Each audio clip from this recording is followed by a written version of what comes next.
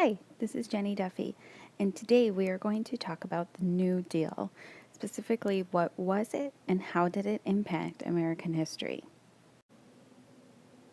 So, first, let's talk some basics about the New Deal. Who was in charge of it? When did it happen? And what was it? First, the who. Although there were lots of people involved, the big one was this guy right here, Franklin Delano Roosevelt.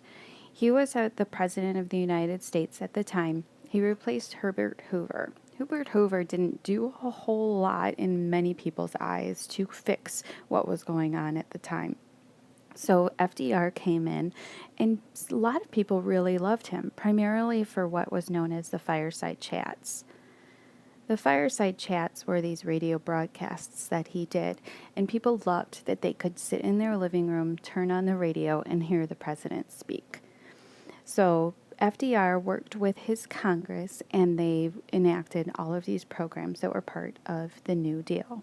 When did this occur? So this started at the tail end of the Depression, specifically in 1932, when he was elected. It occurred over a long period of time, several years, to get all the programs up and running, and it was a reaction to the fact that 25% of Americans were out of a job and were unemployed. So during the Depression, many people weren't able to buy food, weren't able to pay for their homes. They lost their homes, they were starving to death, and couldn't afford medical care. And what was it? This is a big one here. It was the plan to get the United States out of the Great Depression.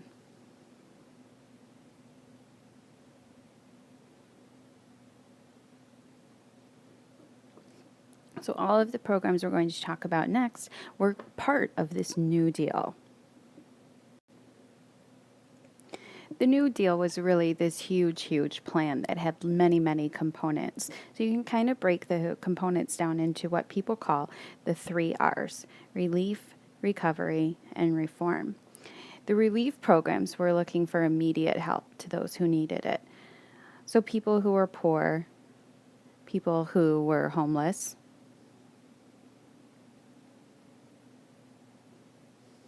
The recovery programs were also viewed as temporary, but they were more long-term than the relief programs that were in place. A lot of recovery programs involved getting people back to work. And the big goal for recovery programs was to stabilize the economy, bring it back to normal and stabilize it there. Then the last R, which is reform, were permanent fixes.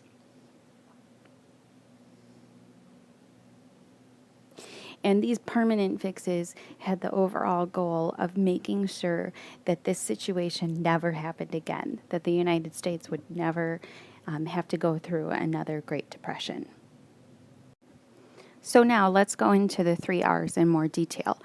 The first R we talked about was relief. Relief is that immediate help to those who needed it. We had many people who were out of a job, lost their homes, had no money for groceries, that type of thing. So what relief programs did was they gave money to the poor. They literally just gave money to those people that needed it, which really stimulated the economy. Because what happened is that as people got money, then they were able to go to the store.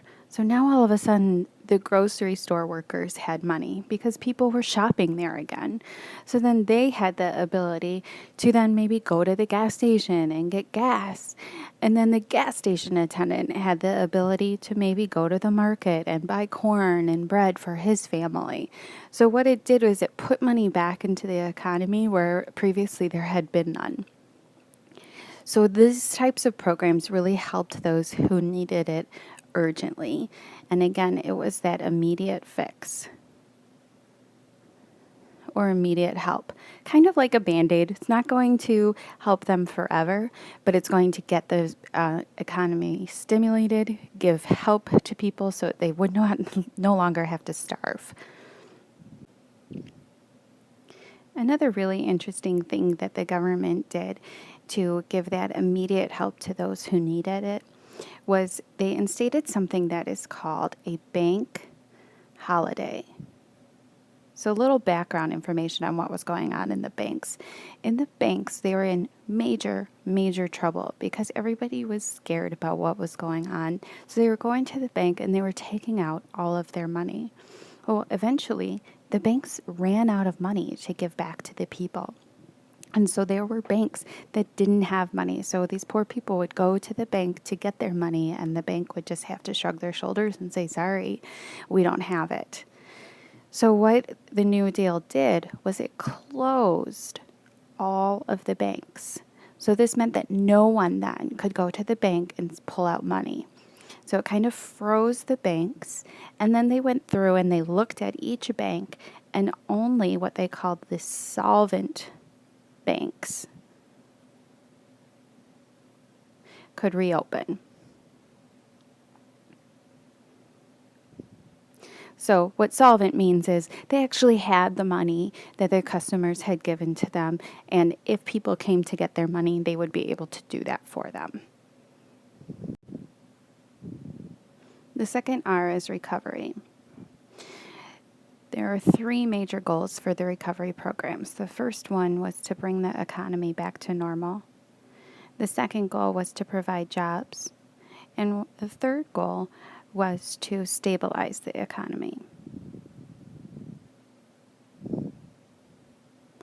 Some of the important programs that were underneath the recovery plan was first the WPA. And what this one did was it provided jobs for people who needed jobs. And all of the jobs were in the public arena, meaning they would help to build roads, help to build bridges, help to build dams, that type of thing. Another one that I think is incredibly interesting is the Agricultural Adjustment Act. And what this did is it actually gave money to farmers to stop growing so much food, which seems really counterintuitive. Why would you ask farmers to stop growing food if people needed the food? But what it did in the end was it kind of made, if there was less corn available, then the value of corn would be higher, so the price would be higher. And this was in an attempt to stabilize the economy. And the last R is reform. And really, the goal of the reform programs was to fix the system. They felt that the system was broken in the first place, and that's why they entered the Great Depression. So by getting some programs in place, they could fix the system so that America would never have this crisis again. And this is where you're going to find some of those permanent programs. And some of these will even sound familiar to you because they're still around today. One of them is Social Security. So Social Security, what happens is you get money taken out of your paycheck and it goes into the Social Security pot. And those people who need it, primarily elderly people who are no longer able to work, or people with disabilities who need some subsidizing, that all comes from Social Security. So people who desperately need the money have it available to them through Social Security. Another one is FDIC. And you'll notice this one whenever you go to the banks, they have a sticker on their drive-through window. And basically what this means is that if you put money in the bank, you're guaranteed that it will be there when you go to get it. It's an insurance program for the banks so that we'll never have that crisis again of the banks actually running out of money. So let's go back to our main points. Hopefully now you have a really great understanding of the New Deal. What was it? It was, if you remember back to the very beginning, it was a plan that we used to get America out of the Depression. And the biggie, what effect did it have on America, or how did it impact American history? Well, it created programs to fix and stabilize American economy.